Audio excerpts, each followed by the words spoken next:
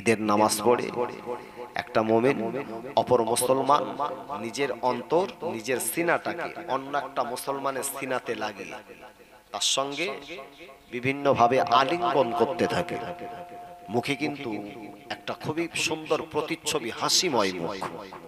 আহা, যেহেতু মাহে রমজান এক মাস অতিবাহিত করেছে, কিতাবের ভিতরে দেখা যায় ও জওয়ান যুবকেরা, আল্লাহ নবী বিশ্ব নবীর কলিজা ছেলে সাহাবা, ইসলাম জাহানের দ্বিতীয় খলিফা হযরতে ফারুকে ওমর রাদিয়াল্লাহু আনহু, আল্লাহ নবীর সাহাবী ওমর এক মাস সারাটা মাস রোজা রাখবা পরেতে আল্লাহ নবীর সাহাবী ওমর রাদিয়াল্লাহু আনহু ঈদের নামাজটা পরিসমাপ্তি করে হুজুর আমার আস্তে আস্তে বাড়িতে ফিরে গেল।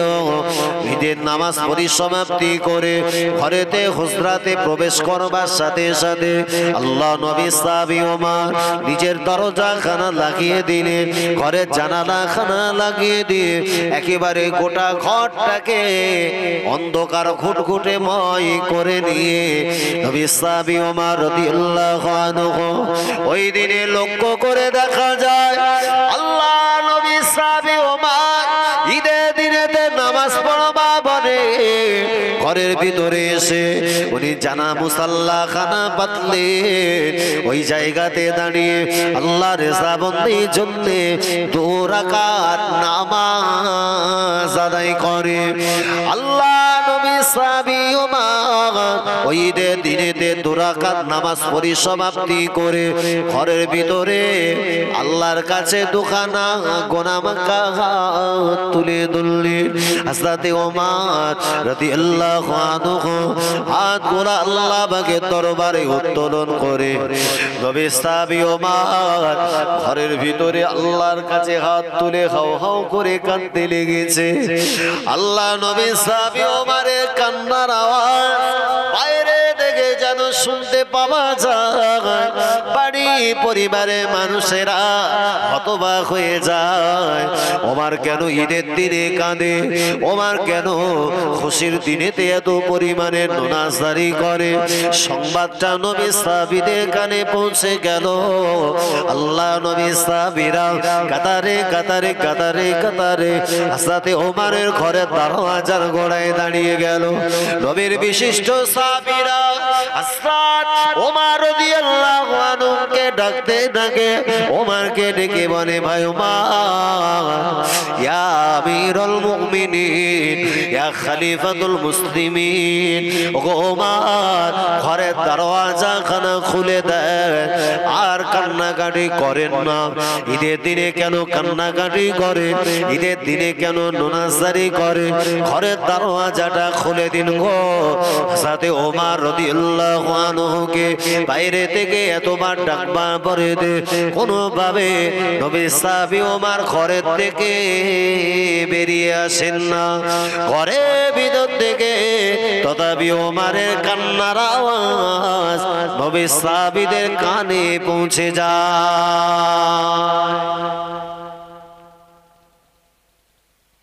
যেদিনে ওমর কাঁদছেন দিনটা হলো কোন দুঃখের দিন নয়, দিনটা হলো জোরে বলো ঈদের দিন, খুশির দিন। আহা, তামাম মানুষেরা যখন আনন্দে মাতোয়ারা, তামাম বিশ্বের মানুষ যখন আনন্দ উৎসবে মত্ত থাকে, দেখবেন আমার সমাজে এক শ্রেণীর মানুষ যারা যুব সমাজ, আমার সমাজের এক শ্রেণীর যুব ছেলে 1 মাস রোজা রাখার পরে যে রাতটাকে তথা আমরা চাঁদ রাত বলে খুশি মানাই, ঈদ মানাই, 1 মাস রোজা রেখেছে খোদার জন্য, যে 1 মাস রোজা রাখলো উম্মতে মুহাম্মাদি, আর চাঁদ রাত যখন পায় সেই দিনে গ্রামে বড় বড় ডিজে বক্স লেসে, আর তার সামনে যেভাবে ড্যান্স মারে না,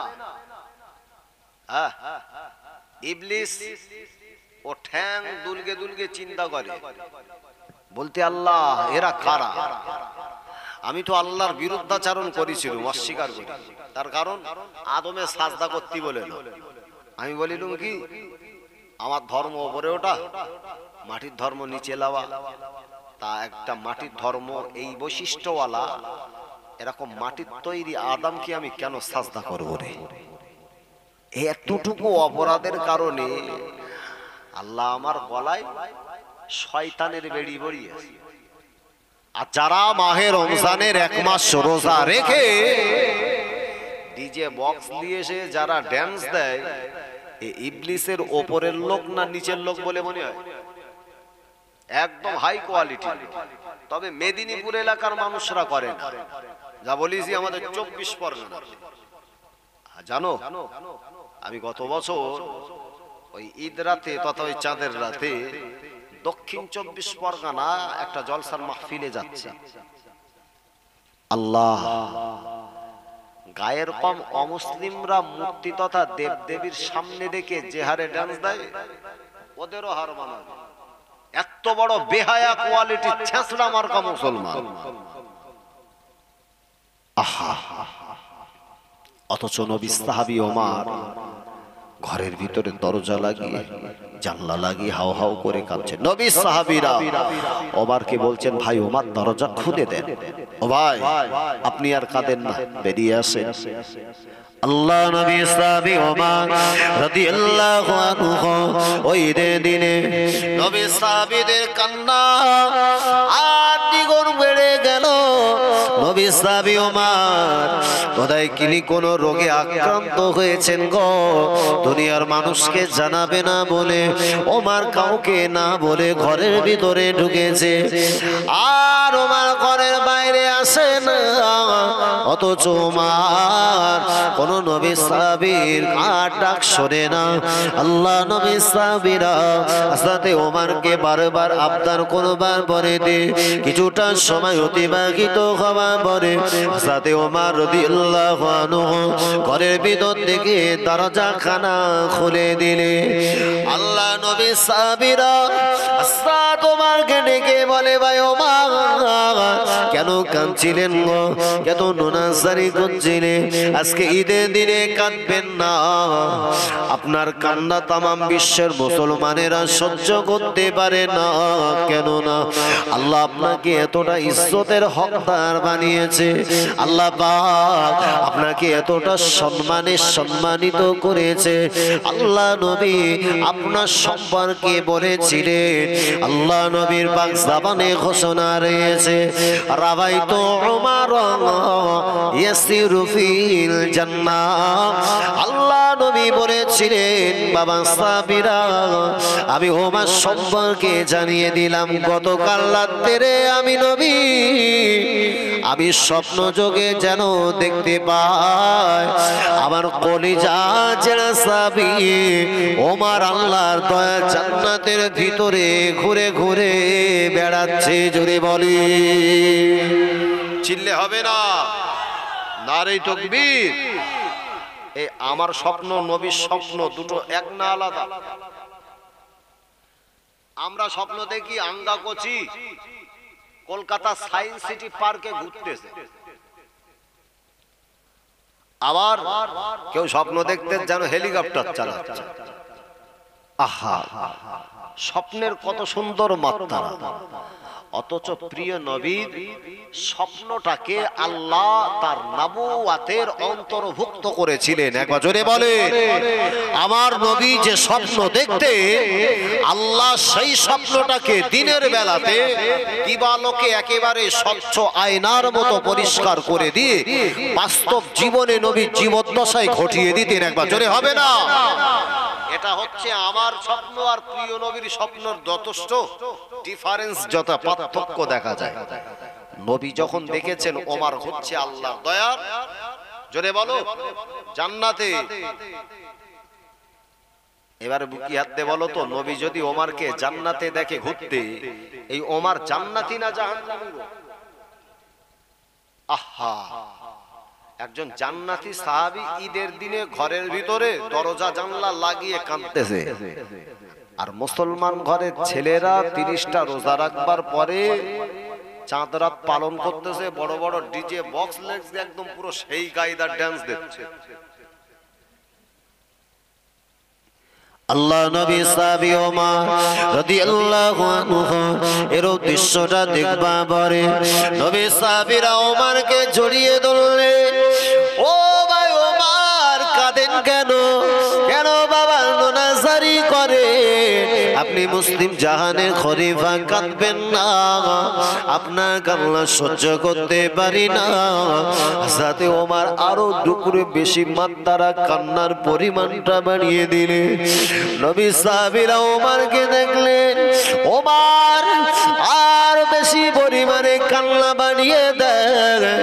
আল্লাহ নবী সাহাবী ওমর ওই দিনে কাঁদতে কাঁদতে বলেছিলেন, ও আমার নবী সাহাবীরা, ও আমার নবী সাহাবীরা, আমি ওমর জানিয়ে দিলাম, আমি ওমর বলে দিলাম, ওটা একটা মাস রোজা রাখলাম, একটা মাস রোজা রেখেছি।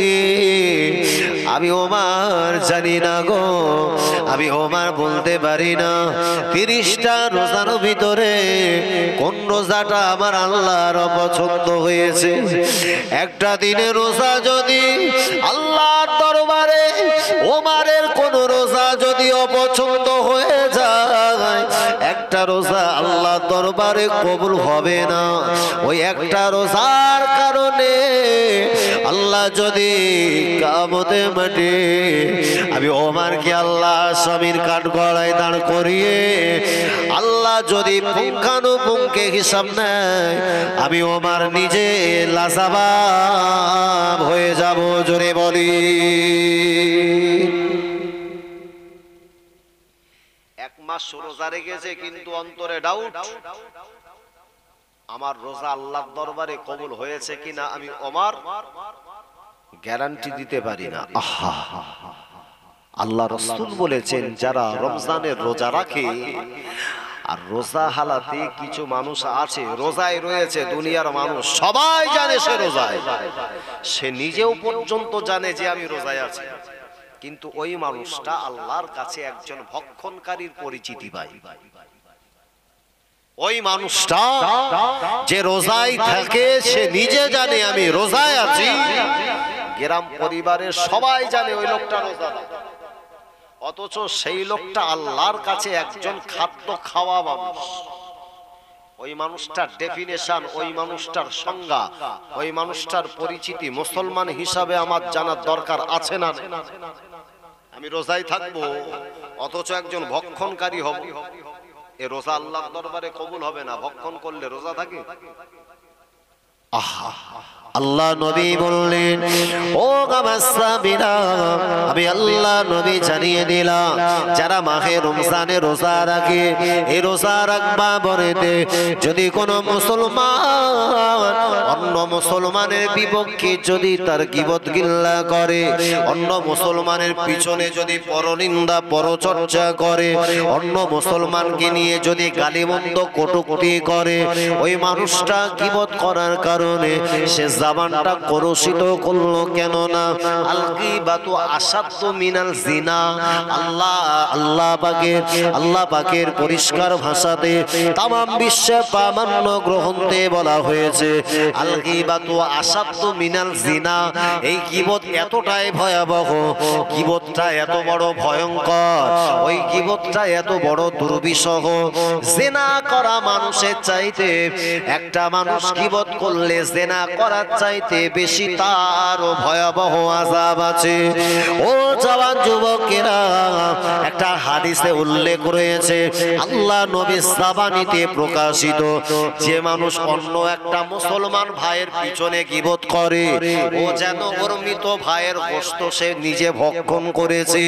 এখনো ভক্ষণ করার নামান্তর একটা মানুষ জীবন্ত অপর একটা মানুষের গীবত করা, এটা রোজা হালাতে যদি হয়, ও জওয়ান যুবক ভাইয়েরা, মায়েরা, বোনেরা, অনেক মানুষ আছে রোজায় আছে অথচ নারে তাকবীর, নারে তাকবীর, আল্লাহ আমার রব, এ রবি আমার সব, আল্লাহ আমার রব, এ রবি আমার সব, দমে দমে তন মনে তারি অনুভব, আল্লাহ আমার রব, এ রবি আমার সব, আল্লাহুম্মা সাল্লি আলা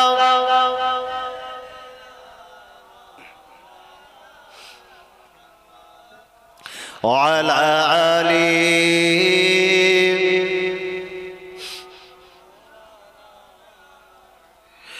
তোমার দুনিয়াতে আমি যেদিকে তাকাই অতই নিয়ামতে ডুবে আছি গো সবাই। একটু জোরে বলবেন না, আরো জোরে হবে। তোমার দুনিয়াতে আমি যেদিকে তাকাই অত নিয়ামতে ডুবে আছি গো সবাই। পাক পাখালির গানে, পাক পাখালির গানে শুনি তাসবিহ কলহরা, তাসবিহ কলরা। আল্লাহ আমার রব, এ রবি আমার সব। আল্লাহ আমার রব, এ রবি আমার সব। দমে দমে তন মনে তারি অনুভব। আল্লাহ আমার রব, এ রবি আমার সব। আল্লাহ আমার রব, এ রবি আমার সব। আল্লাহুম্মা সাল্লি আলা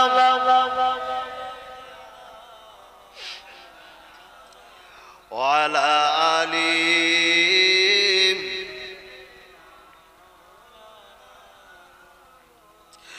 তোমার মদদ পেলে আমি আর না কিছু চাই, তোমার মদদ পেলে আমি আর না কিছু চাই। তোমার প্রেমের অনল আমি কি দিয়ে নেভাই। জোরে হবে না, আরো জোরে হবে। তোমার মদদ পেলে আমি আর না কিছু চাই, তোমার প্রেমের অনল আমি কি দিয়ে নেভাই। যার হয়েছ তুমি, যার হয়েছ তুমি, তার নেই যে পরাভব, নেই যে পরাভব। আল্লাহ আমার রব, এ রবি আমার সব। আল্লাহ আমার রব, এ রবি আমার সব। দমে দমে তন মনে তারি অনুভব। আল্লাহ আমার রব, এ রবি আমার সব। আল্লাহ আমার রব, এ রবি আমার সব। আল্লাহুম্মা সাল্লি আলা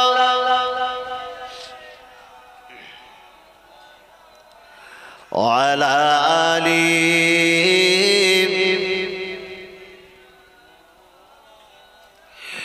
তোমার দুনিয়াতে আমি যেদিকে তাকাই অতই নিয়ামতে ডুবে আছি গো সবাই।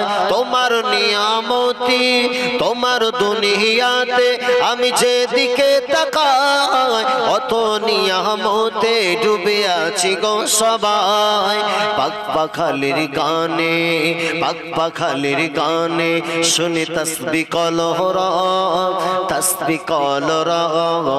আল্লাহ আমার রব, এ রবি আমার সব। জোরে হবে না, আরো জোরে হবে। আল্লাহ আমার রব, এ রবি আমার সব। দমে দমে তন মনে তারি অনুভব। আল্লাহ আমার রব, এ রবি আমার সব। আল্লাহুম্মা সাল্লি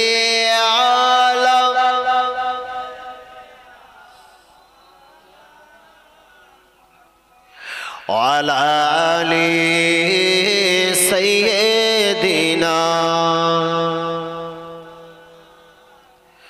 তোমার মদদ পেলে আমি আর না কিছু চাই, তোমার মদদ পেলে আমি আর না কিছু চাই। তোমার প্রেমের অনল আমি কি দিয়ে নেভাই। জোরে হবে না, বাপ জবান ছেড়ে বলো না। তোমার প্রেমে, তোমার প্রেমে, তোমার মদদ পেলে আমি আর না কিছু চাই। তোমার প্রেমের অনল আমি কি দিয়ে নেভাই। যার হয়েছ তুমি, যার হয়েছ তুমি, তার নেই যে পরাভব, নেই যে পরাভব। আল্লাহ আমার রব, এ রবি আমার সব। আল্লাহ আমার রব, এ রবি আমার সব। দমে দমে তন মনে তারি অনুভব। আল্লাহ আমার রব, এ রবি আমার সব। আল্লাহুম্মা সাল্লি আলা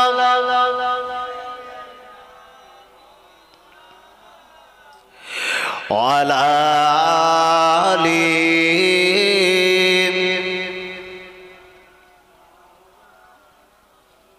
জওয়ান যুবক ভাইয়েরা, বলছিলাম পৃথিবীর জমিনে যে ইসলাম পেয়েছি, ইসলাম সম্পর্কে কখনো গবেষণা করি।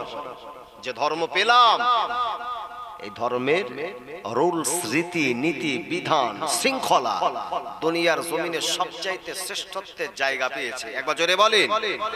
তাই ইসলাম সম্পর্কে বিশিষ্ট মনীষী বর্গদের, ইসলাম সম্পর্কে গোটা বিশ্বের যারা বিখ্যাত মনীষীবর্গ তারা বলেছেন, the Islam is the best popular religious all over world.